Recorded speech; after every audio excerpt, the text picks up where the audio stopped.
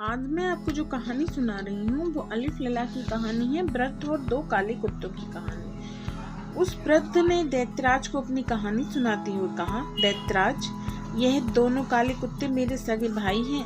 पिताजी ने मरते समय हम तीनों भाइयों को 1000 स्वर्ण मुद्राएं दी थी। बस यही उनकी सारे जीवन की पूंजी थी जो उन्होंने बचा कर रखी थी।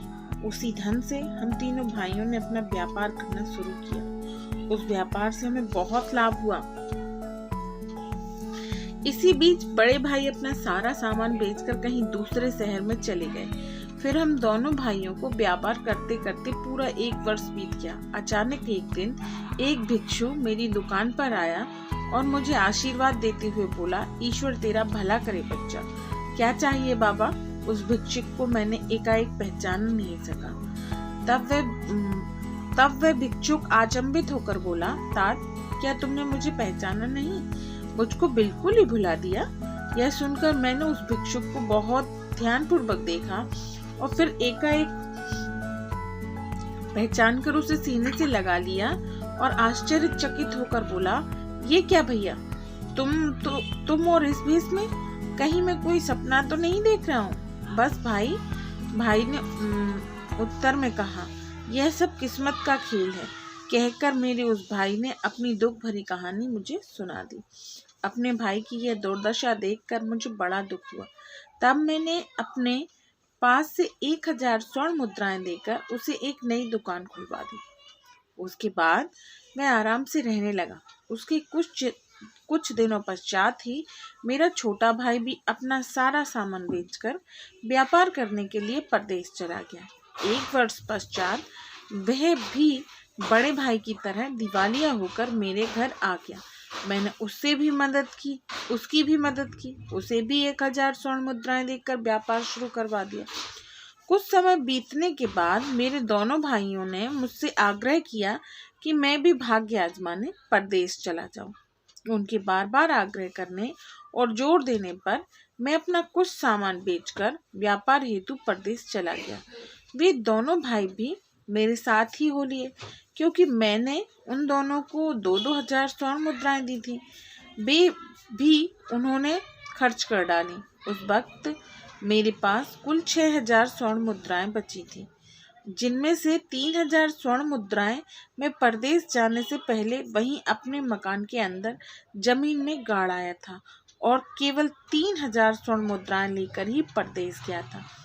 हम तीनों भाई समुद्री मार्ग से एक पानी के जहाज में बैठकर अनुकूल हवा की ओर निकल पड़े। 1 माह की समुद्री यात्रा पूरी करके हम तीनों एक नगर में पहुंचे, जहां हमारा माल बहुत अधिक लाभ से बिका और उस माल में हमें पहले से भी 10 गुना लाभ प्राप्त हुआ। लेकिन जैसे ही व्यापार खत्म कर अपने देश वापस लौटने लगे तो अचानक समुद्र तट पर एक नवयौवना प्रकट हुई। वह मैले कुचैले कपड़े पहने थी, किंतु फिर भी वह काली बदली में छिपे चंद्रमा की भांति सुंदर लग रही थी। वह मुझसे बोली, भद्र पुरुष, नेक दिल इंसान, मैं इस संसार में नितांत अकेली हूँ। क्या तुम अबला को अपने चरणों में स्थान दे सकते हो? मैं आपकी चरण सेविका बनकर अपना शेष जीवन आपके इन श्री चरणों में गुजारना चाहती हूँ। क्या आपके विशाल हृदय का कोई कोना मेरे लिए खाली है, जहाँ मैं अपना मंदिर बनाकर अपने स्वामी देव की आराधना कर सकूं? उस वक्त ना जाने उस नवयौवना ने क्या जादू सा कर दिया कि मैं उसके शब्द जाल तथा रूप जाल में फंसता चला गया और मैंने उसका प्रणय प्रस्ताव स्वीकार कर लिया। उसके पश्चात मैंने उसे सुंदर नए वस्त्राभूषणों से सजाया और फिर उसे अपनी पत्नी के रूप में स्वीकार कर लिया। घर आकर उसने तन मन से मेरी सेवा करनी शुरू कर दी। उसके सेवा भाव तथा अपने ऊपर अपार श्रद्धा देखकर मैं उससे पल भर के लिए भी अलग नहीं होना चाहता था। वह भी मुझसे दिन रात अमर बेल की तरह लिपटी रहती। मेरे भाइयों से मेरा सुखी दाम्पत्य जीवन देखा न गया और मन ही मन ईर्ष्या करने लगे और मेरे साथ दुश्मनों सा व्यवहार करने लगे। एक रात हम दोनों पति पत्नी गहरी नींद में सोए हुए थे। तो मेरे दोनों भाइयों ने साजिश करके हम दोनों को बेहोश करके समुद्र में फेंकवा दिया और मेरे घर पर कब्जा कर लिया। मेरी पत्नी मानव वेश में स्वर्ग की एक अप्सरा थी। उसे समुद्र जल से कोई कष्ट नहीं हुआ। वह मुझे अपने दोनों हाथों में उठाकर समुद्र के बाहर एक टापू पर ले गई। मुझे होश आने पर अपनी पत्नी की हकीकत का पता चला तो मैंने अति प्रसन्न हुआ। वह मेरे भाइयों की इस दुष्टता पर क्रोधित थी, इसीलिए वह उन्हें प्राणदंड देना चाहती थी।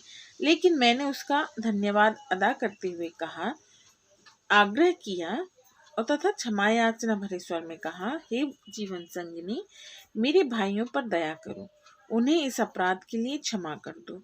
वो दोनों अज्ञानी हैं, अबोध हैं, उन्हें प्राणदंड मत देना। मेरे बार बार अनुग्रह करने पर उसने मेरा आग्रह स्वीकार करके मेरे दोनों भाइयों को प्राण दंड से मुक्त कर दिया और कहा, स्वामी, मेरा भेद खुल जाने की वजह से अब मैं आपके साथ रहने में असमर्थ हूँ। मुझे अब अपने लोग वापस जाना होगा। मैं भाग्यशाली हूँ जो मुझे आप जैसे नेक दिल इंसान का सानिध्य प्राप्त हुआ। अतः आप मुझे जाने की आज्ञा दीजिए। मैं आपको अपने घर तक पहुंचा देती हूँ। तो क्या अब तुम कभी मुझसे मिलने भी नहीं आ सकोगी देवी? मैंने उदास होकर पूछा। नहीं स्वामी, उस अप्सरा ने उत्तर दिया, लेकिन आप जब भी मेरा स्मरण करेंगे मुझे अपने पास पाएंगे। यह कहकर वह अप्सरा मुझे मेरे घर की छत पर छोड़कर गायब हो गई। तब मैंने घर के अंदर जमीन में से गड़ी 3000 स्वर्ण मुद्राएं निकाली और फिर से व्यापार करने का निश्चय किया। पहले दिन मैं जैसे ही दुकान पर आया तो 2 काले कुत्ते आंगन में बंधे देखे, जो पूंछ हिलाकर अपना सिर मेरे कदमों में झुका रहे थे और रो रहे थे। उनकी आंखों से पानी बह रहा था। उन कुत्तों को देखकर मुझे बड़ा आश्चर्य हुआ। तभी वह अप्सरा आकाश से नीचे उतर आई और मेरे पास आकर बोली, ये दोनों कुत्ते आपके सगे भाई हैं। यह दंड मैंने नहीं, मेरी छोटी बहन ने दिया है। उसने इनके जहाज को जलमग्न करके मंत्र फूंक कर इन्हें 10 वर्ष के लिए कुत्ता बना डाला है। मुझे भी इस बात का दुख है, लेकिन मैं कुछ कर नहीं सकती। वैसे इन्हें इनके किए का उचित दंड मिल गया है। यह कहकर वह अप्सरा आकाश मार्ग से जैसे आई थी वैसे ही आकाश मार्ग से चली गई।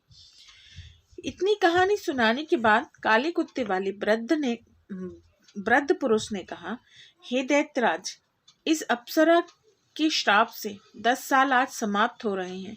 इसीलिए मैं अपने भाइयों के उद्धार की आशा लिए उस अप्सरा को खोज रहा हूँ जिसने मेरे भाइयों को मंत्रों से कुत्ता बनाया था।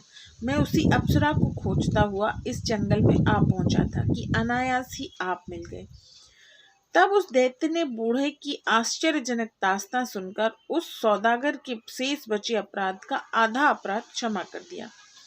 इस दास्तान को सुनाते सुनाते शहरजाद को सवेरा हो गया, लेकिन सौदागर के अपराध का 1/4 भाग फिर भी शेष रह गया। शहरजाद ने दिन निकलते ही कहानी अधूरी छोड़ दी। बादशाह हर रोज की तरह अपने दरबार में चला गया और शाम को अपने राजकाज निपटाकर राजमहल में फिर आ गया। रात्रि के 2 पहर खत्म होने के बाद शहरजाद अपने सैन कक्ष में पहुंची तो दुनियाजात ने उसी वक्त कहा, आपा, उस सौदागर का 1/4 अपराध उस दैत्य ने कैसे समाप्त किया, उसकी दास्तान सुनाओ। बादशाह ने भी दुनियाजात की हाँ में हाँ मिलाई तो शहरजाद ने तीसरे व्यक्ति और खच्चरी की कहानी सुनानी आरंभ की। ये खच्चरी की कहानी मैं आपको नेक्स्ट वीडियो में सुनाऊंगी। Okay, bye.